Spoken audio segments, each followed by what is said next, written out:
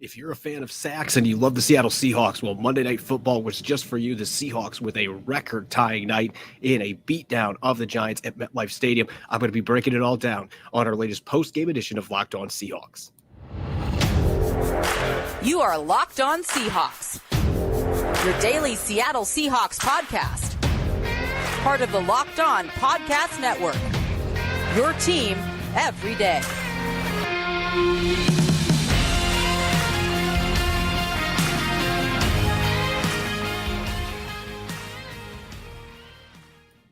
Greetings, 12. This is Corbin Smith, host of the Locked On Seahawks podcast, your daily Seahawks podcast, part of the Locked On Podcast Network, your team every day. A special thanks to each and every one of the 12s out there, whether you're listening in Seattle or here in nearby Jersey City, New Jersey. Greatly appreciate you, each and every one of you, making Locked On Seahawks your first listen 5 days a week. This post-game edition episode is brought your way by our friends at LinkedIn Jobs. LinkedIn Jobs helps you find a qualified candidate you want to talk to faster. Post your job for free at linkedin.com/LockedOnNFL. That's linkedin.com/LockedOnNFL to post your job for free. Terms and conditions apply. The Seahawks were looking for a third straight win heading into their bye week and faced a tough task traveling cross-country to New York to MetLife Stadium. Though this is a stadium the Seahawks have dominated in, they came into tonight's game with a 6-0 all-time record at MetLife Stadium against the Giants, and they took that number to 7-0 tonight with a 24-3 win over the Giants. But they won this game a bit differently than they did the last 2 weeks when the offense was clicking on all cylinders. And first off, you want to talk about a night full of injuries. The Seahawks in the first half alone lost both of their starting guards, Phil Haynes and Damian Lewis, exited with calf and ankle injuries respectively, did not return, and they already were without Charles Cross and Abraham Lucas at the tackle spots. They had to slide Evan Brown over to left guard and put rookie Olu Oluwatimi in at center. So the fact that they had all those injuries, I think we can give the offense a pass for the fact that it was a rough outing for the offense compared to the last couple of weeks, and only a couple of touchdown drives that were actually on offense. But the story of this game was the record-setting performance by Seattle's defense in terms of rushing the passer. They came into this game with a clear intent to utilize their linebackers and their safeties and their corners in their pass rush. They blitzed a lot. They set extra pressure after Daniel Jones, and Bobby Wagner was talking about it after the game. One of the reasons was because of Jones' ability to take off and run. They wanted to really turn the heat up on him, and he was able to get away a few times and had 66 rushing yards in this game, but most of those runs came late in garbage time. They did a pretty good job bottling him up and ended up with 11 sacks in this game. 10 of them were on Daniel Jones, and one of them was on Paris Campbell. He was getting ready to throw the ball on a trick play, so that play actually counted as a sack for Devon Witherspoon, one of his 2 sacks tonight. But you look at the numbers, it's extremely impressive for the Seahawks. A franchise record-tying 11 sacks in this game, and it's the first time in team history that 4 players had 2 sacks in the same game. Uchenna Nwosu, Bobby Wagner, Jordan Brooks, and Devon Witherspoon. So not only was this a game where as a team they racked up a bunch of sacks, but they had 4 guys get multiple sacks in this game. They got contributions from all 3 levels. Again, this goes back to the idea that it seemed like Clint Hurt took a page out of Wink Martindale's playbook, the Giants play caller who loves to send extra blitzers. The Giants came into this game blitzing almost 60% of the time. They blitzed the Seahawks plenty in this football game, but Seattle, they kind of turned the page, even with Jamal Adams, unfortunately, suffering a concussion just 9 plays into this game. Adams looked pretty good in those 9 plays, so it's unfortunate, just more bad luck for him. But even without Jamal Adams, the Seahawks were able to get a pair of sacks from Devon Witherspoon on corner blitzes. They were able to get 2 sacks apiece from Bobby Wagner and Jordan Brooks. So they were getting contributions at all 3 levels. And then really the second half, you started to see the defensive line take over. Nwosu had both of his sacks, Miles Adams with his first career sack, and even when they weren't getting sacks, they were turning hits and pressures into productive plays. Midway through the fourth quarter, I thought Derek Hall had a really solid game for the Seahawks today. In the first half, he had a pressure that forced Daniel Jones to throw the ball out of bounds on 3rd down, led to a punt. And then he had a big hit late in the game that led to an interception for Quandre Diggs. So they were all over the quarterback, whether it was defensive tackles, edge rushers, linebackers, corner safeties, you name it. Everybody was getting involved in this sack party. And It's one of the reasons the Giants, who started 4 for 7 on third down, ended up finishing 6 for 16 in the game, 38% for the game. And a big reason that happened is because of that pass rush coming to life, particularly in the final 2 quarters. They had 4 sacks in the first half, but midway through the third quarter, when the Giants had to start throwing the ball to try to play catch up, it really became a feasting moment for those guys up front and the blitzers as well. And so the Seahawks were able to take advantage of that. And that was really the story of this football game, and getting some key turnovers as well. They get a strip sack from Mario Edwards. They get the pick 6 from Devon Witherspoon. They had a 4th down stop on the first drive of the game on a quarterback sneak that they held serve. Daniel Jones didn't get past the marker. They weren't able to replicate that tush push that the Philadelphia Eagles seem to do every single week. And you're seeing why it doesn't need banned, because most teams can't do it near as well as the Eagles can. But nonetheless, this game was won with that pass rush, how ferocious they were getting after Daniel Jones, leading to turnovers, short field, and a night where the offense wasn't able to do much, with Geno Smith getting his knee banged up, losing a couple starting offensive linemen. Made it difficult for the Seahawks to be able to get any traction on offense. To get those quick change-ups, get some points off of defense was huge in this game, and ended up leading to a commanding 24-3 victory. So the Seahawks are in really good shape now. They're going to go into the bye. They got to get healthy, but this is a good time to have an early bye. Get those guys that are injured. Jaron Reed got banged up tonight too. Get those guys healthy so they're ready to go for the Cincinnati Bengals in week 6, when you get a nice 2-week break here. So the bye couldn't come at a better time for this football team, unless you're looking from a momentum standpoint. With 3 straight wins, they're now 3-1.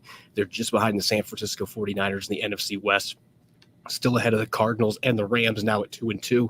So they are squarely in second place in the division going into their bye week. And so this was certainly a big win for Seattle, especially if the Giants can turn things around and get back into the wild card race. They now have wins over the Lions and the Giants, which that could be big late in the season when you get into playoff ramifications. But the Seahawks are thinking bigger than that right now. They believe they can still compete with the 49ers for the NFC West Championship. And if they're able to rush the passer the way they did today, and they're getting big plays from Devon Witherspoon in the secondary, get a healthy Jamal Adams back and keep him out there, avoid the bad luck like we saw tonight, maybe this defense, with a rejuvenated run defense up front, maybe this team can compete with the San Francisco 49ers, and certainly an impressive win, even with the offense not playing up to an A-game standard, even a B-game standard tonight.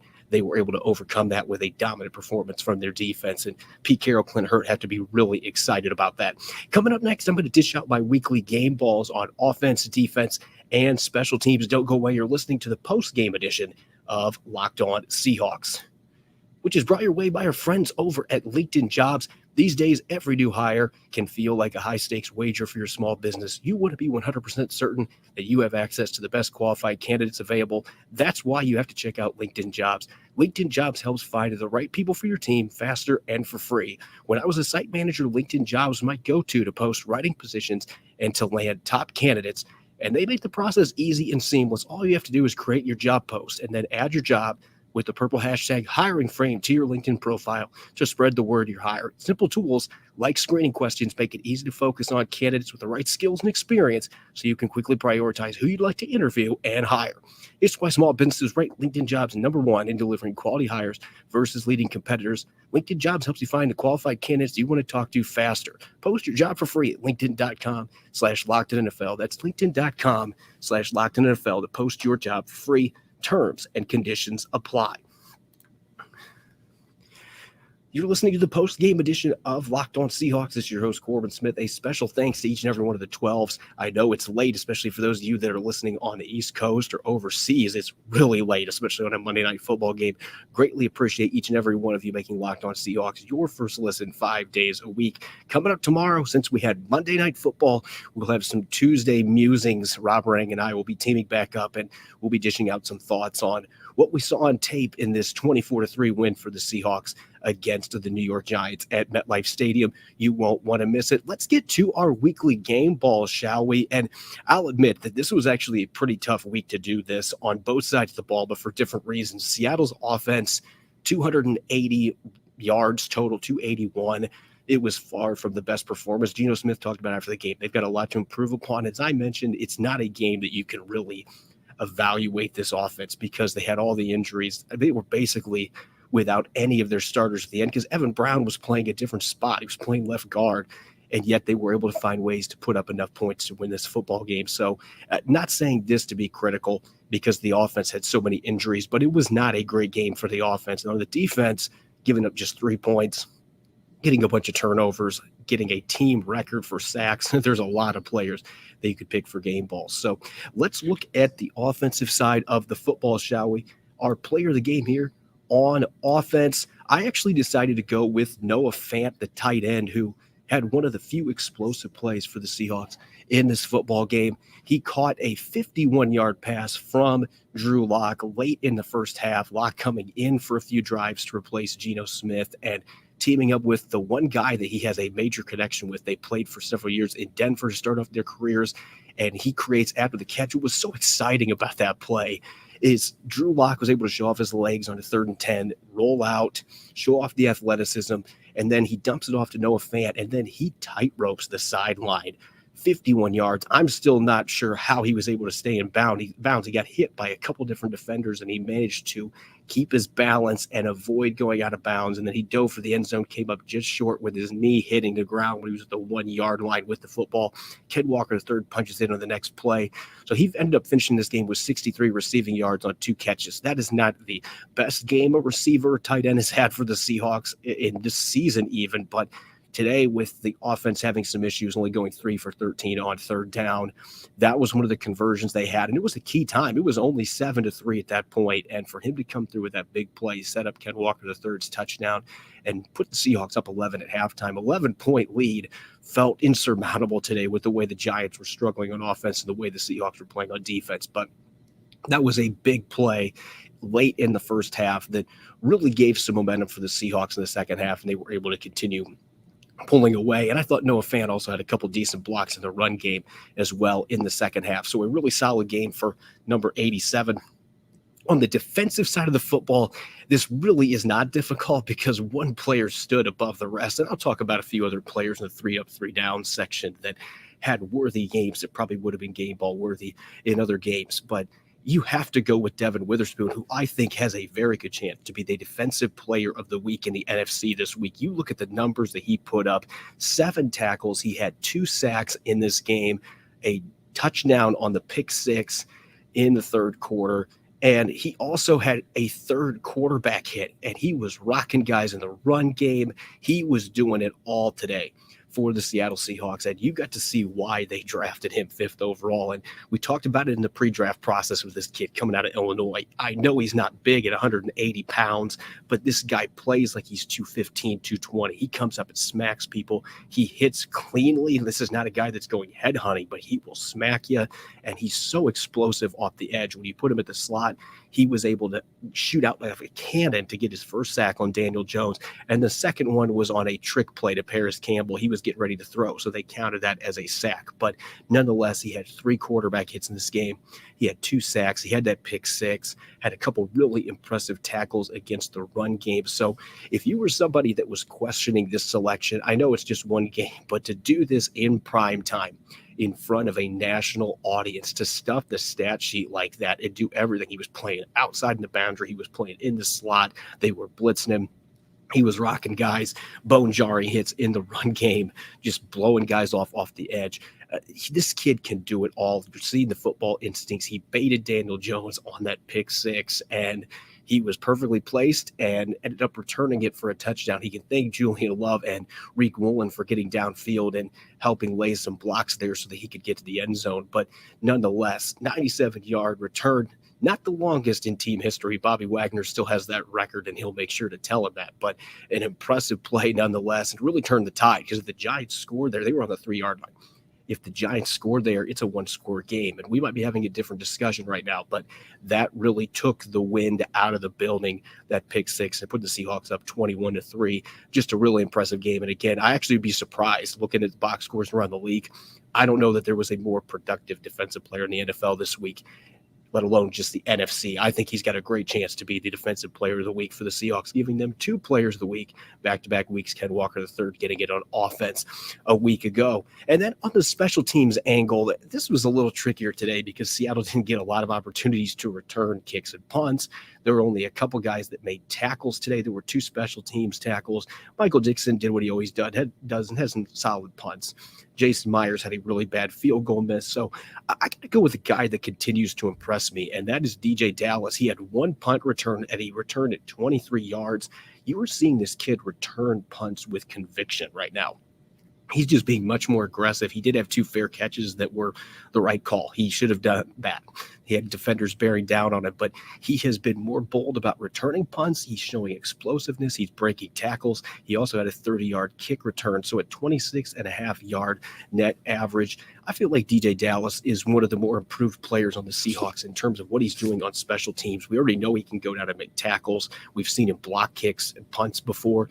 But he has really taken a step forward as a punt and kick returner. And this was a position that I thought they might look to switch things up a little bit before the season, because DJ Dallas has had kind of inconsistent performance in that regard early in his career, but he's been pretty good. He might not be that guy that's going to hit home runs for you, but he is showing that he can return punts and do some damage. He breaks tackles. He's a different style player for that, and he is confident in catching the ball, which is a big part of that punt return game. We've seen some really good athletes that couldn't do that, and so you can't trust him to be out there. The Seahawks trust DJ Dallas, and you can see why. He continues to get the job done for them on special teams, and when he gets his chances on offense too. This is a guy that's improved in pass protection. He can run the ball. Didn't have any carries tonight. Didn't have any catches either, but when he's on the field, he's a guy that can do some effective things in all facets on offense for the Seahawks. So this is one of those glue guys you got to have in your roster, and I'm really impressed with how much he's improved returning kicks and punts this season. All right, let's shift now to our 3 up, 3 down, the players who improved their stock the most this game and the players that are going to be looking to rebound after the bye week in week 6 against the slumping Cincinnati Bengals. And let's start with the 3 up, the players that have positive contributions. And on the offensive side of the football, I had a little tougher time with this one, but I was able to make a selection here. I was really impressed with what we saw, and this kind of goes back to Andy Dickerson. You could put Andy Dickerson on here as one of the big winners, but they were able to bring in Anthony Bradford. You slid Evan Brown over to left guard. You've got a rookie in Oluwatimi. So I think we've got to put the 2 rookie linemen on here. I thought Bradford had the key block on Ken Walker III's touchdown run at the end of the first half. He made some nice blocks and pass protection. Were there some misses? Absolutely. But look at who he was going against, Dexter Lawrence. He is one of the best defensive tackles in the entire NFL. And so this was a great opportunity for him to grow on the field against top competition. These are as good a defensive linemen as you're going to play against. And I thought Bradford did a solid job. And Oluwatimi, the 2 games that he's gotten action in, he has not looked like he has been out of his element. You'd expect that from a guy that played at Michigan last year, started so many games at the college level at Virginia and Michigan. He hasn't looked phased. He's jumped right in. He's been able to get the snaps to the quarterbacks. He's done a good job at pass protection. He's had some nice run blocks. So these 2 rookie linemen, you can see the improvement from them. And really the depth Seattle's got on the offensive line, I think it's the best depth they've had in the entire Pete Carroll era dating back to 2010. For them to be able to shuffle the line the way they are and still be productive on offense. I know it was not a great game offensively for Seattle, but you had a quarterback that was banged up too. So I think that played into it. But I thought the offensive line overall played pretty well, especially in the interior with all the injuries that they have had over there. It's certainly something that is a big upgrade from what we've seen from the Seahawks really in most of the Pete Carroll era. And then for my 2 players on defense here on 3 up, I got to start with Mario Edwards, who is coming off maybe the best game of his career against Carolina. He had 8 pressures in that game by my count. And again, there's subjectivity to that. PFF had him down for 9. He had 2 pressures in the first half, and one of them today was the strip sack on Daniel Jones that Jordan Brooks recovered inside the Giants' 10-yard line. A couple plays later, Geno Smith hits DK Metcalf for a 7-yard touchdown. That put Seattle up 7-0. That play was big because Edwards was actually not the one that had the initial pressure on Daniel Jones. He was able to get away from Uchenna Nwosu, but Edwards was hustling behind, and he ends up knocking the football out of Jones's hand. Brooks recovers it. I've just been really impressed. This is not supposed to be a strength in Mario Edwards' game. He is not supposed to be a great pass rusher from the interior, and yet we're looking at a guy now that has had at least 10 pressures. I didn't see any in the second half, but that doesn't mean there weren't any there with the pass rushing onslaught we saw. But this guy's got double-digit pressures. He's got the strip sack. He's been really stout against the run in these games too. He has, under the radar, been one of the best additions that Seattle made on this roster in free agency, and they signed him in May. He was a late free agent signing, and so I've been really impressed. And he's taken a lot of pressure off of those edge rushers as well. With that pressure that he and Jaron Reed and Draymond Jones are creating, you can't have guards come over and help out. So these tackles are getting ideal, or these ends are getting ideal one-on-one matchups against the tackles. Boy, Mafe had a sack where he was able to just shoot right past the tackle. We've seen that happen a couple times the last few games. That's the impact of having an interior pass rush. So I think Mario Edwards has been fantastic the last couple of weeks. Underrated, underkey, one of the more impressive players for the Seahawks on the defensive side of the ball the last couple of games. They can keep getting performances like that from him. It is going to pay huge dividends for them going down the stretch as they get into the meat of their schedule. And really, he's playing outstanding football, maybe the best football of his career. And this seems to be a scheme that fits his skill set and his size really well. And last but not least here on my 3-up, I know this is going to sound cliche because Bobby Wagner already has his stock through the roof. He's a future first ballot Hall of Famer, but we talk about the numbers that Devon Witherspoon put up. Bobby Wagner had 17 tackles. He had a pair of sacks in this game. He was all over the field. He had a couple really nice reps in coverage too, where he was showing he's still got plenty of movement skills. The Giants got him a couple times, but he just continues to amaze me at 33 years of age, what he's able to do, how productive and how dominant he has been, and just the ripple effect that he has had on everybody else in that front seven, really the defense in general with run defense. I think getting number 54 back has been crucial to that run defense being as good as it has been. The Giants running backs barely average over 2 yards per carry today. That is without Saquon Barkley, so that's obviously something you got to consider here, but still, the Seahawks have been shutting running backs down these first 4 games of the season, and I think that number 54's impact cannot be overstated with what he's been able to do coming back into this defense, the influence he's had on the young players, working with the veterans in front of him, and everybody just seems to be in the right place. They're playing so much more sound with their gap responsibilities compared to last year. It is night and day, and you got to believe that Bobby Wagner is the key reason for that. Now, going to 3 down in a victory, you don't want to lay it on guys too much, but there's always a few players, especially today. The offense really struggled in this football game, and the first player that I'm going to mention here on 3 down is a guy that just we haven't seen that big game. In fact, we haven't seen a moderate game from him to this point, and that's Jackson Smith-Njigba. He was targeted 5 times today. He caught 3 passes for a grand total of 5 yards. Now, I don't know if I'm sure that he was impacted some by what was going on with the offensive line, with Geno Smith not being healthy, playing at well below 100%.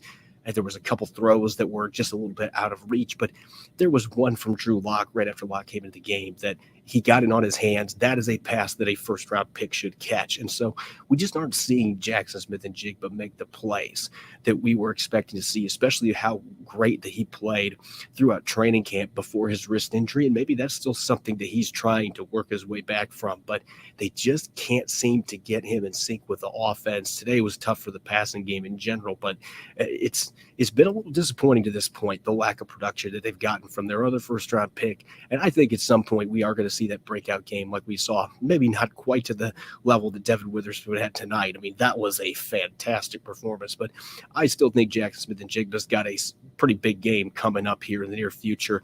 They've just got to get some reps in still. They got to get that experience together, the chemistry in games, and I expect you're going to see that. But the production right now is very underwhelming. 5 receiving yards for a game. You're expecting a lot more than that from your first-round pick. And then at right tackle, Jake Curhan had a really tough matchup today. Kayvon Thibodeau is a fantastic player who can win with power. He can win with speed, and he had several dominant rushes against Jake Curhan in this game. Curhan gave up a pair of sacks on Geno Smith and Drew Lock to Kayvon Thibodeau in this game, and they were in the first and the fourth quarter. So you look at the way that he has performed in these 3 games starting for Abraham Lucas. I thought he played really well against the Detroit Lions. I thought against Carolina the performance was not quite up to par. This week really was a struggle. So maybe it's just teams are getting film on him. Maybe it's just the opponents. Again, Kayvon Thibodeau is going to do that to a lot of really good tackles. He was a top 5 pick for a reason. He's a really talented football player, but